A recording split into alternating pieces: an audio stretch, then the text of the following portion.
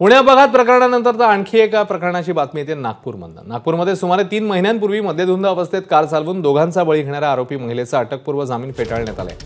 आरोपी रितिका उर्फ रितू मालूचा अटकपूर्व जामीन फेटाळला। मालूवर आधीच सदोष मनुष्यवधाचा गुन्हा दाखल आहे। नागपुरात 25 फेब्रुवारीला रामझुला पुलावर हा अपघात घडलेला होता।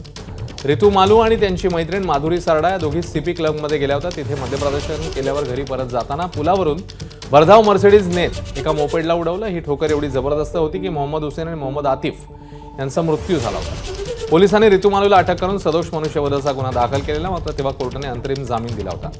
आज या प्रकरणात मालूचा अटकपूर्व जामीन अर्ज फेटाळण्यात आला।